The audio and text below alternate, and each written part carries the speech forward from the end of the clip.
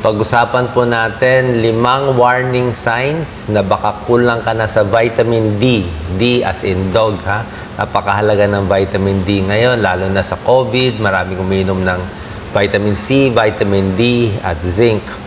So, ang vitamin D, kailangan natin yan sa buto, pampalakas ng buto, sa immune system, circulatory system, nervous system. Ito po, ang dami tayong nire-research para sa inyo. Itong 5 sintomas, posible lang. Pag meron ka nito, baka mababa vitamin D mo. Number 1 is fatigue. Laging pagod. So, laging pagod, mahina, inaantok sa umaga. Nakita nila, pag chinek yung dugo, minsan mababa vitamin D. At pag nabigyan nila ng supplement sa vitamin D o tinuruan itong mga pagkain at home remedies pampataas ng vitamin D, nawawala yung pagod nila. Number 2, yung mga may osteoporosis. Mahina ang buto, osteoporosis, may edad, minsan na stress fracture.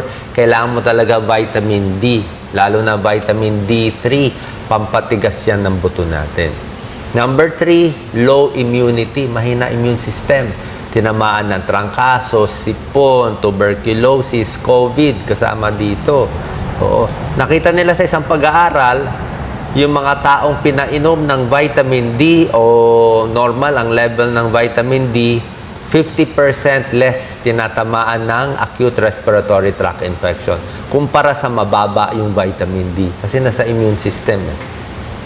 At nung bago pa itong pandemic, itong COVID pandemic, di ba nauso ang vitamin D, matunog siya.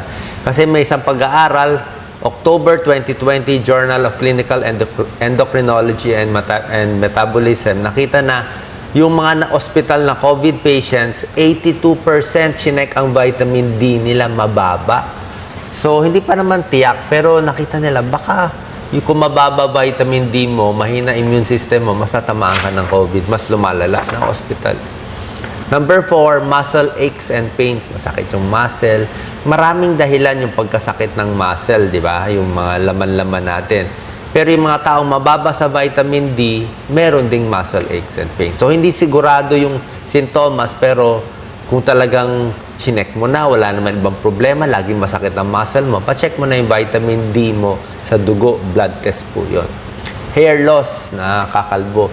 Pag lalaki, dito nakakalbo, ito mataas dito sa side, di ba? Pag babae naman, numinipis ang buhok at dito sa may puyo. Ito yung female pattern of baldness, sa may puyo ang nakakalbo. So, maraming dahilan ba't nakakalbo, baka kulang sa vitamins. Isa na yon ang mababa sa vitamin D. Minsan, vitamin D pala ang kulang. Bukod dito sa 5 warning signs, may mga sakit na possibly connected sa vitamin D na kulang. Depression, baka mababa ka sa vitamin D. Dementia, yung ulyanin, laging nakakalimot. Prostate cancer, pati erectile dysfunction. Yung mahina si Manoy. So, 4 home remedies para tumaas ang vitamin D. Number 1, pwede ka na mag-supplement. Pwede ka uminom. Pwedeng 600 IU, international units. Yung iba, 1,000 IU. Maximum, mga 2,000 IU. Depende sa'yo. Ako, iniinom ko, minsan 400 IU lang. Although may binigay sa akin ngayon na vitamin D, 1,000 IU. Pwede na rin sa akin to. 2,000 pala to. 2,000 IU. So, medyo mataas tong isa. So, pwede na po yun. Yan naman ang mga dose na binibigay. Kung di kayo tiyak, pacheck na lang sa dugo. Number 2, tip para tumaas ang vitamin D, magpa-araw. Pa-araw sa umaga, sa hapon, kung medyo naka-shorts kayo o sleeveless, mas maganda para ma-absorb nung katawan natin, di ba? Huwag naman magpasunog sa tanghali. Baka naman mangitim ka, magkaroon ka ng wrinkle, sobrang araw, o magkaroon skin cancer. Yung umaga at hapon lang, mga 15 to 30 minutes, pwede na po yun. Number 3, may mga pagkaing mataas sa vitamin D. D as in dog, ha? Bihira lang ito, mga egg yolk, itlog. Sa akin, okay lang naman ang egg yolk. 1 egg in a day, 7 itlog sa isang linggo.